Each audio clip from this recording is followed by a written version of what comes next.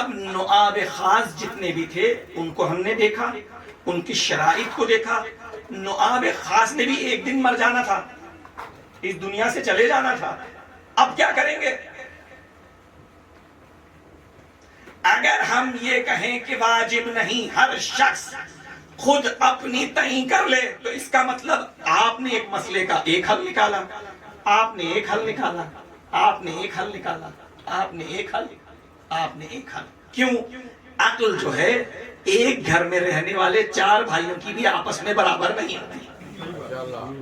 دین کو اگر واجب تقلید کو نہ کریں تو دین آج اگر فرض کر لیں 300 کروڑ 400 کروڑ شیعہ ہے تو شریعت بھی 300 کروڑ ہی ہوتی ہے. کیوں؟ جو میں سمجھا میں وہ کر رہا ہوں، جو آپ سمجھے وہ آپ کر رہے ہیں. پھر ہم پوچھتے کہ بھائی یہ جو آپ سمجھے کس سے سمجھے؟ تو وہ کہیں گے حدیث سے. حدیث کس نے بیان کی؟ جو براہ راست امام سے حدیث ہے مستقیم، وہ بھی حدیث آپ کے پاس اصحاب کے ذریعے سے ہیں. پھر مسئلہ ہم اصحاب پہ کیوں اعتماد کریں؟ ہم تو ڈائریکٹ 12ویں امام سے پوچھیں گے. یعنی عقل کہہ رہی ہے کہ یہ دیکھو انہوں نے تربیت کیسی کی ہے ہماری، اس تربیت کی راہ پر چلو تو امام تک پہنچو گے. یعنی امام نے کہا نواب خاص کی تقلید کرنا میرے بعد، یعنی فقط سوال نہ پوچھنا، دیکھنا ان کا تقوی، ان کا رفتار، ان کا علم، ان کی فقاہت، ان کی گفتار، ان کی سمجھ، ان کی سیاسی سمجھ، ان کی تمام چیزوں کو دیکھ کر آگے، ان سے آگے جب یہ چلے جائیں اور غیبت کبریٰ کا زمانہ شروع ہو، اب تم نے اس طرح سے کرنا ہے.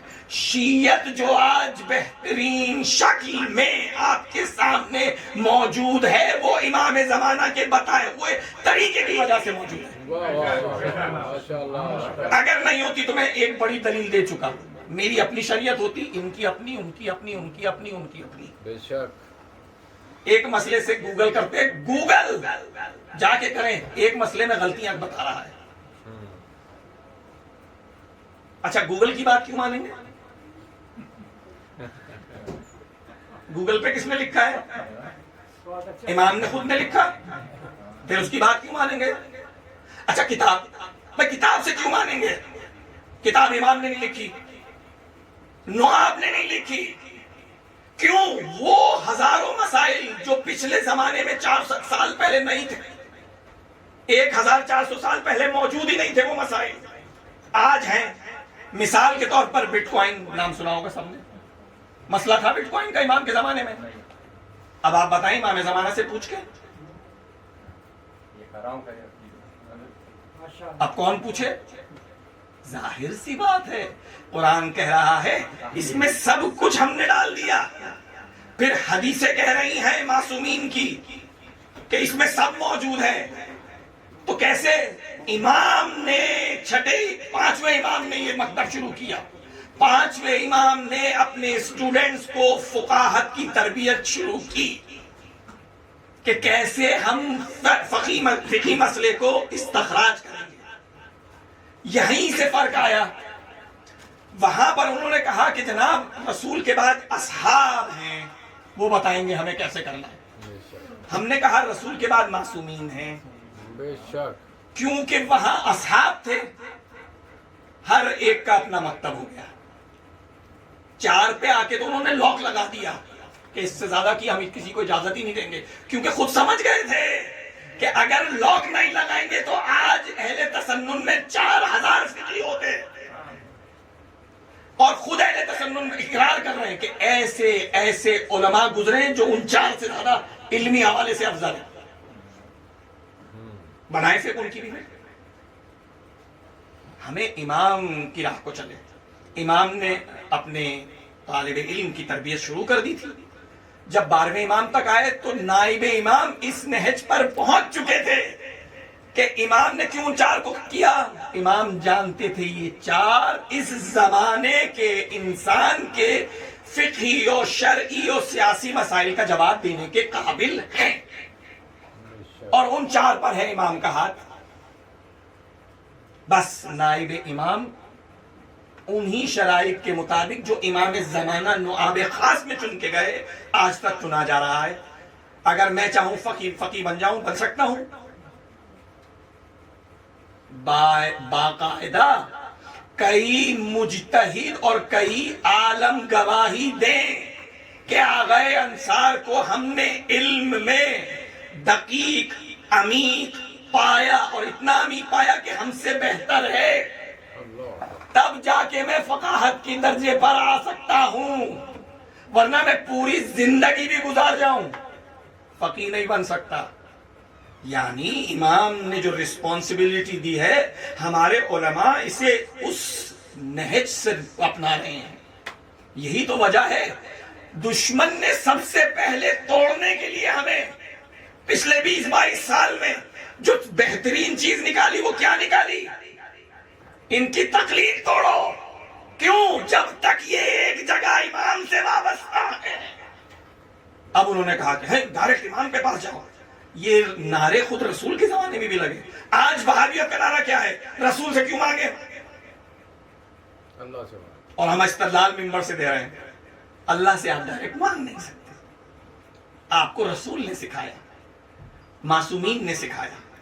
پھر قرآن مختلف جگہ پہ کہہ رہا ہے کہ شعائر اللہ جو ہیں انہیں دیکھ کر تم ہماری قربت حاصل کرو. قرآن کہہ رہا ہے اپنے قلوب جو ہے اس میں ہمیں احساس کرو. کس کے ذریعے سے؟ شعائر اللہ کے ذریعے سے.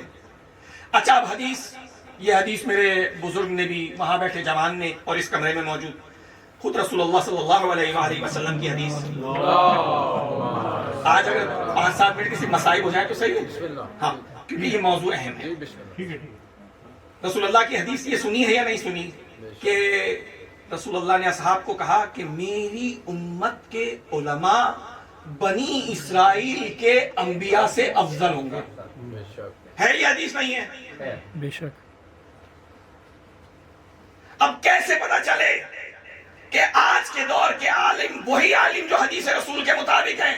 تو یاد رکھو، اگر تمہارا مخالف اور دشمن خدا اس عالم کے تقوی، علم، رفتار، گفتار کی تعریف کرے، سمجھ لینا یہ مولا کا چنا ہوا ہے، ہمارا چنا ہوا نہیں ہے.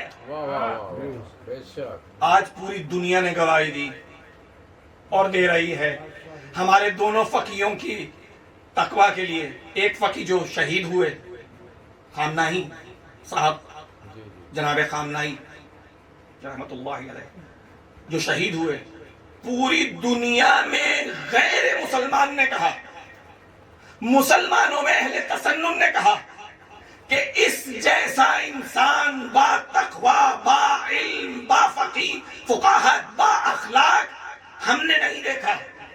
اور دوسری بڑی گواہی، 50 سال سے دشمن امام زمانہ کی ایک غلام کو مارنا چاہ رہا تھا، نہیں مار پا رہا تھا. علمی حوالے سے شکست دینا چاہ رہا تھا، نہیں دے پا رہا تھا. اخلاقی حوالے سے چاہا کہ ڈھونڈے کوئی جائیداد، کوئی خیانت، کہیں کچھ. کہا یار یہ تو پہنتا ہی جوتیاں پھٹی ہوئی ہے. علی کا غلام تھا نا. تو کیسے پہچانا؟ آپ کہہ سکتے ہیں کہ جناب ایران میں مجلس شورا سلیکٹ کرتی ہے. بالکل صحیح ہے، مجلس شورا سلیکٹ کرتی ہے 12ویں امام کے بتائے ہوئے طریقے پر کہ نائب کو کیسا ہونا چاہیے. جب سلیکٹ کر لیا تو نائب مجلس شورا کہتی ہے پروردگار جو شرائط بتائی تھی اس پر ہم نے اس شخص کو مثلا پایا ہے، ہم اسے سلیکٹ کر رہے ہیں. اگر یہ تیرا چنا ہوا بھی ہے تو کامیابی اس کے ہاتھوں پہ ہو. اب کیسے پتا چلا خامنائی صاحب خدا کے چنے ہوئے تھے؟ شورا نے چنا ان کا تقوی دیکھ کر، ان کا علم دیکھ کر، ان کی رفتار دیکھ کر، ان کی گفتار دیکھ کر. جب چن لیا، کتنے واقعات آپ خود بتائیں. 50 سال میں قرآن پہ ہاتھ رکھیے، سینے پہ ہاتھ رکھیے، 50 سال میں بڑے سے بڑے دشمن پوری دنیا نے ایک ہو کر نہ جانے کیسے کیسے حربیں اپنائیں کہ اس شخص پر قابو پائیں، اس ملک اسلامی کو توڑ ڈالیں. توڑ پائے؟ اور کیا ثبوت چاہیے؟ اچھا، پھر یہ بھی حدیث ہے خود ہمارے چھٹے امام کی، دیکھو کہ دشمن دشمن کہاں ہے؟ اس دشمن کے مقابلے پہ ہے جو وہ ہمارا ہے.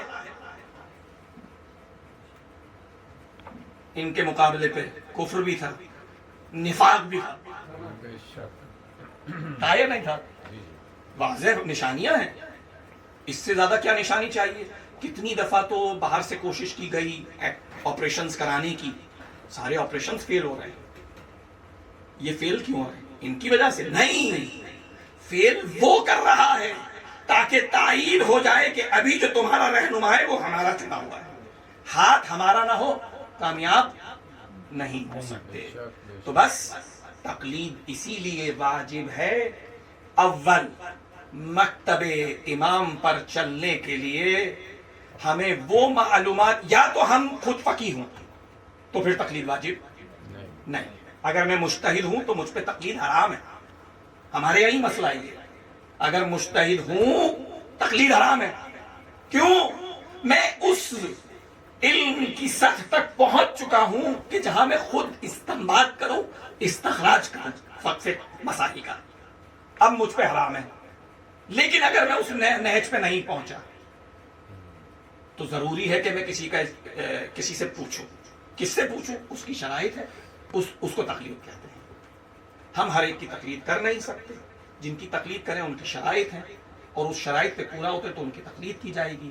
اور جنہیں چنا جاتا ہے ہم نہیں چنتے، بلکہ علماء فقہاء مجتہدین گواہی دیتے ہیں کہ فلانے کے پاس علم ہم سے زیادہ ہے.